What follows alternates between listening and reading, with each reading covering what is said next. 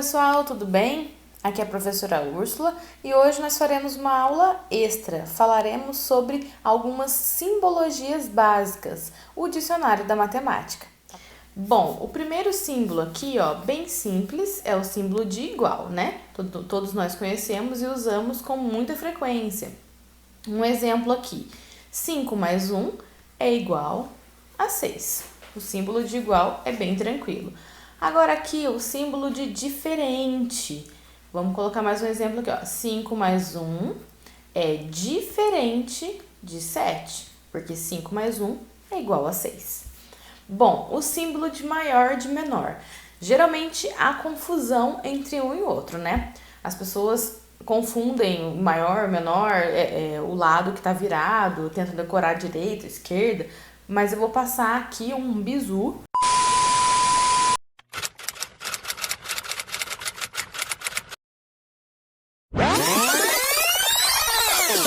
Mas eu vou passar aqui um bizu de como saber qual é o maior e qual é o menor. Bom, olha, o símbolo de maior é esse com a boquinha virada para a esquerda. Mas como que eu sei isso? Reparem que quando eu traço uma diagonal aqui, ó, aparece um 7. Então, toda vez que você traçar uma diagonalzinha ali e aparecer um 7, esse é o símbolo de maior, tá?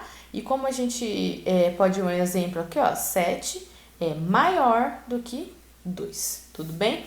Agora, o símbolo de menor é o contrário do de maior, claro. E olha, a gente também pode traçar uma diagonalzinha nele e a gente vai enxergar o que, Úrsula? Um número 4.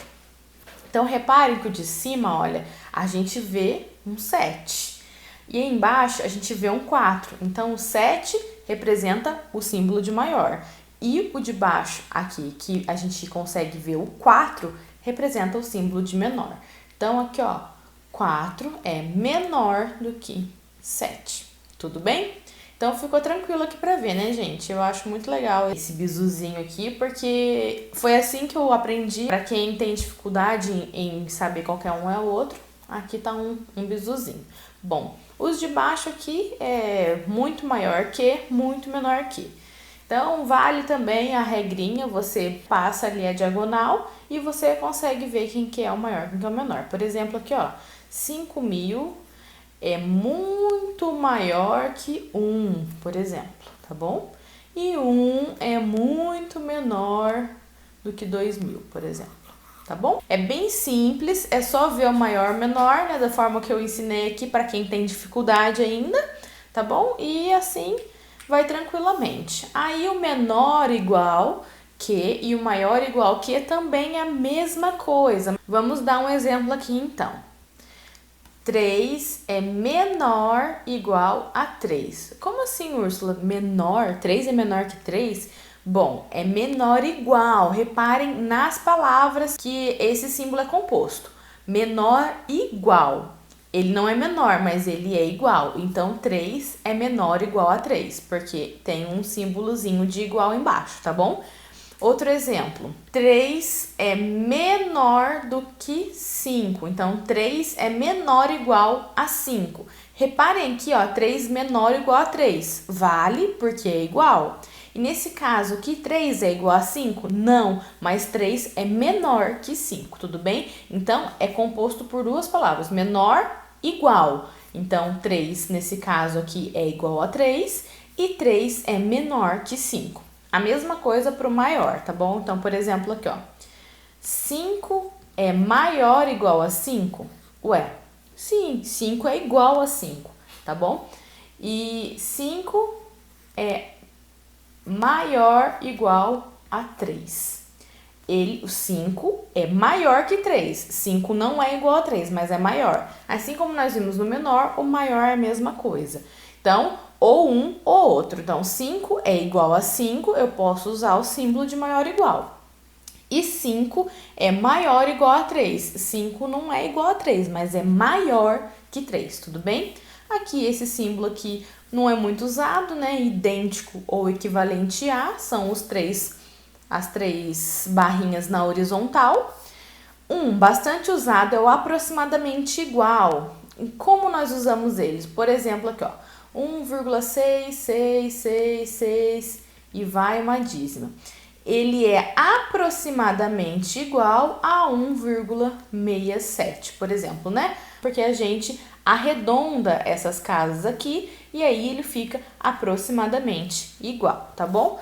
O aproximadamente, por exemplo, a gente usa muito o pi. O pi, ele é um número que vale 3,14, 15 e assim vai indo. Mas geralmente nas provas, o que a gente usa? Que o pi é aproximadamente 3,14, tudo bem? Bom, esses símbolos aqui, eles são dos conjuntos, né? A gente viu na aula de conjuntos e nós, conforme formos avançando, nós veremos mais símbolos de conjunto, né? Tanto que nós fizemos a aula parte 1, tá bom? Você tem ó, isso. Então, vai ter parte 2, 3 e 4, tudo bem? Então, aqui esse primeiro é o símbolo de existe, é esse E ao contrário aqui, ó, existe. O E ao contrário com a barra é não existe. O outro é esse E mais arredondado aqui é pertence e o E arredondado com o traço é não pertence, tudo bem? Que nós usamos para elemento e conjunto. Um exemplo aqui, o conjunto A é composto por os elementos 1, 2 e 3, tudo bem? Então, quando eu falo assim, ó, o 1 pertence ao conjunto A. O 5 não pertence ao conjunto A, tudo bem? Então, esse é um símbolo básico aí de conjunto. Em outras aulas, nós vamos falar mais sobre o existe e o não existe, mas a simbologia é essa aqui, tudo bem? Ó, é esse E aqui virado ao contrário, o E de existe e o E com traço não existe, tudo bem? Bom, esse símbolo aqui, ó, para tudo. Também esses 4 símbolos que aqui estão são de conjuntos. Nós veremos em aulas futuras. Tudo bem? Mas é a simbologia básica que eu quis trazer aqui para a gente já ir se adaptando e se acostumando com o linguajar matemático. Tudo bem? Esse A de cabeça para baixo aqui, ó, significa para todo. E nós veremos muito isso em conjunto, muito. Toda vez que eu trouxer um exemplo de propriedade, coisa assim, nós veremos ele, tá? O conjunto vazio a gente já viu na aula 1, né? Que é esse zerinho aqui com esse traço, né? Ou as chaves. Lembra, eu quero deixar bem claro que na outra aula não fui muito clara, mas aqui eu quero deixar bem claro. Gente, conjunto vazio ou se representa pelas chaves apenas, ou se representa por essa bolinha com traço. Isso aqui, olha, não existe, tá bom? E essa simbologia aqui das chaves com a bolinha não existe, não existe. Então, ou é isso, ou é isso. Ou um ou outro, tudo bem? Vejamos aqui também, olha, união e interseção, também de conjuntos. Quando nós vamos falar sobre isso, sobre um conjunto A, união, conjunto B, conjunto A, interseção, conjunto B, nós falaremos muito sobre essas simbologias. Então, ó, muito fácil. União é o U com a boquinha para cima. E interseção é o contrário. Nós veremos que os conceitos também são opostos. Tudo bem? Bom, aqui também de conjunto os dois primeiros, ó, contido e não contido, né? Aqui nós nos referimos a conjunto e subconjunto. Então, por exemplo, um subconjunto está contido em outro conjunto. Então, toda vez que nós nos referimos a conjunto e subconjunto, nós usamos o contido e o não contido, diferentemente dos elementos. Quando nós falamos de elemento e conjunto, nós usamos o pertence e o não pertence, tudo bem? Vai ficar mais claro isso nas aulas de conjunto, tá? Aqui é só pra gente já ir se adaptando ao linguajar, já ir se adaptando ao vocabulário matemático, tudo bem? Bom, aqui x elevado a y. O y aqui nesse caso, quando ele está em cima, ele é expoente, tudo bem? Diferentemente de quando ele está embaixo. Então, por exemplo, aqui, ó, um exemplo. 2 elevado ao cubo. Repare que o 3 aqui, ele é expoente, então ficaria 2 vezes 2 vezes 2. O 2, ele multiplicado 3 vezes, tá bom? 2 vezes 2 vezes 2 dá 8. Então, só para deixar claro que o 3, nesse caso aqui, é expoente, tudo bem? Na parte de baixo aqui, ó, índice. Então, quando o y, nesse caso, tá na parte de baixo, ele é considerado índice. Por exemplo, quando nós quisermos nos referir a itens. Então, A1, por exemplo, é o índice 1. X1, índice 1 aqui, ó. Ou X2. Tudo quando for índice, tá na parte de baixo, diferentemente do expoente que vai na parte de cima, tudo bem? Então, índice na parte de baixo, aqui ó, x3, né, x4, por exemplo, diferentemente do expoente. Quando eu quiser colocar, por exemplo, aqui ó, x elevado à quarta, x elevado ao cubo, é diferente. Isso aqui é expoente e isso aqui é índice, tudo bem? Então, o número aqui na parte de baixo, índice, na parte de cima, expoente, tudo bem? Bem simples, né, gente? Essa é uma aula básica de simbologia com o tempo e conforme nós formos avançando nas aulas, eu vou trazendo outras simbologias, tá bom? É mais para a gente se adaptar ao mundo matemático.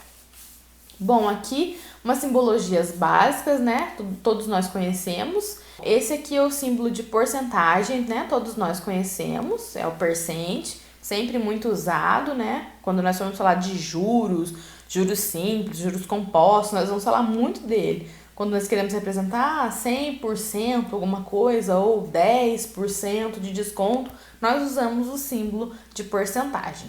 O mais ou menos, quando é que a gente usa? Por exemplo, aqui ó, x ao quadrado é igual a 4. Como a gente resolve isso? A gente tem que extrair a raiz do número, né? Então, seria x é igual a mais ou menos 2. Por que isso? Porque se eu coloco o 2 aqui positivo, quando eu elevo ao quadrado, ele vira 4.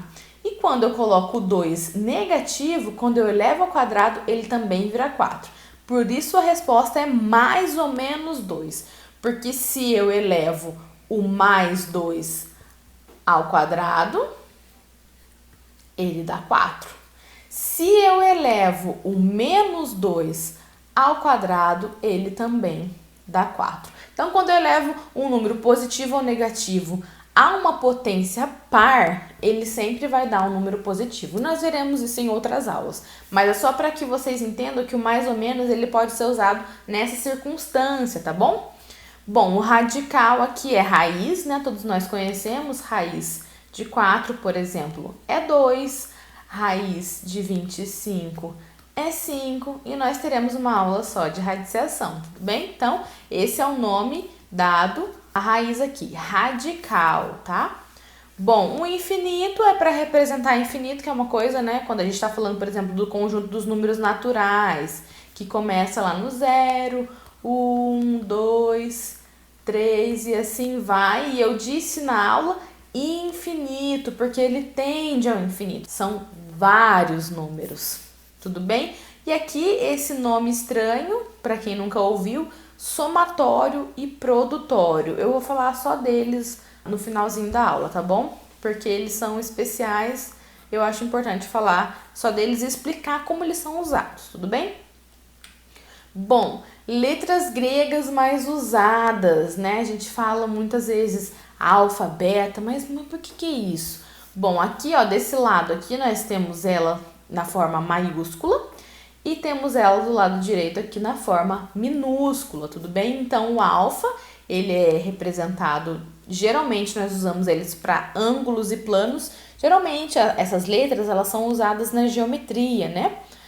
Quando eu quero representar um ângulo, a gente escreve assim, por exemplo, ó, um ângulo aqui de 45 graus. Nós chamamos ele de alfa, é igual a 45 graus, por exemplo, né?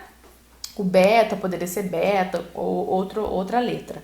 Então, geralmente, o alfa e o beta, eles são muito usados na geometria, para retratar sobre ângulos e plano e etc, né? Nós veremos também em outras aulas, porque já é conteúdo de ensino médio. Mas é bom que nós saibamos as letras, tá? Então, alfa, beta, o gama também é bastante usado em ângulos e planos.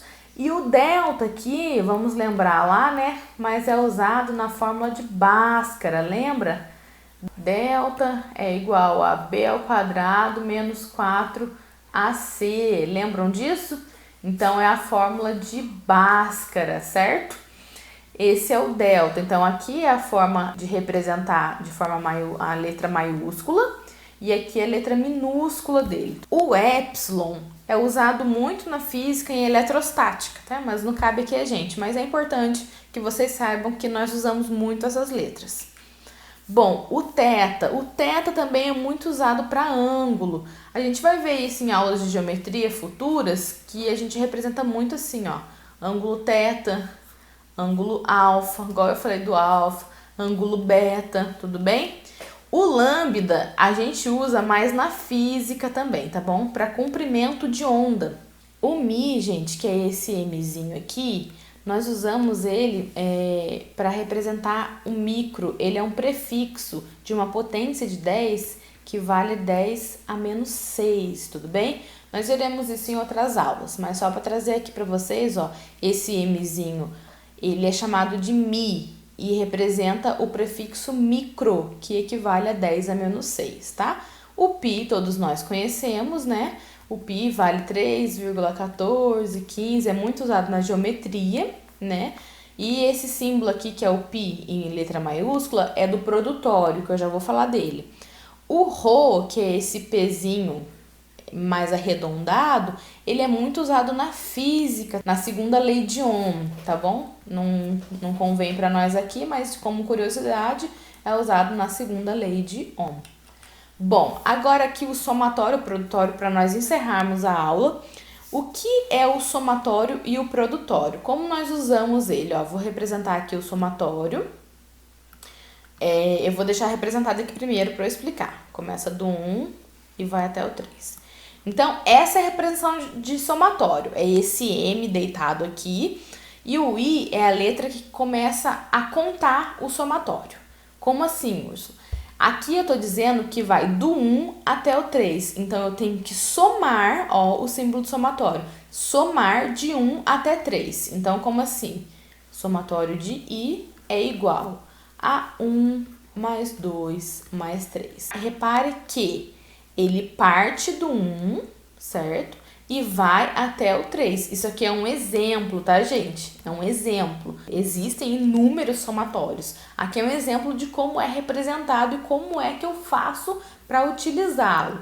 Então, aqui, ó, somatório de I, que vai de 1 até 3, eu vou somar 1 até 3. Então, 1, 2, 3, que dá 6, tudo bem? Um outro exemplo aqui, eu vou colocar para vocês, somatório, por exemplo aqui, o I começa no 0 e vai até o 4, por exemplo, somatório de I. Então, como é que eu faço? Eu vou somar tudo que está me mandando aqui, do 0 até o 4. Então, 0, mais 1, mais 2, mais 3, mais 4. Então, o somatório é isso. Ele manda aqui embaixo, é da onde parte o somatório, e a parte de cima é onde para o somatório. Então, começa do 0 e vai até o 4. Então, eu somo tudo. 0 mais 1 mais 2 mais 3 mais 4. Dá 7, 8, 9, 10. Então, esse somatório aqui deu 10, tudo bem? O produtório é a mesma ideia. A diferença é que não é soma, agora é produto. O próprio nome já diz. Produtório, tudo bem? Então, como a gente faz o produtório? É a mesma coisa. Representa aqui, ó, o I. Vamos colocar o I de 1 até 4, como a gente colocou no somatório ali no último. Como a gente representa isso? Ó? Então, o produtório I é igual 1 vezes 2 vezes 3 vezes 4. É só isso. É da onde ele parte até aonde ele vai. Então, ele parte do 1 e vai até o 4, tudo bem? Então, 1 vezes 2, 2. 2 vezes 3, 6. 6 vezes 4, 24. Então, o produtório de 1 até 4 dá 24. Tudo bem? É isso. A aula é bem simples, é bem tranquila. Espero que vocês tenham gostado. Essa foi uma aula extra. E conforme nós fomos avançando na matemática, eu vou trazendo outras simbologias e encaixando durante a aula, tá bom? Espero que vocês tenham gostado. E se gostou, deixe seu like, deixe seu comentário se surgiu alguma dúvida. Compartilhe com seus amigos, se inscreva no canal e até a próxima aula.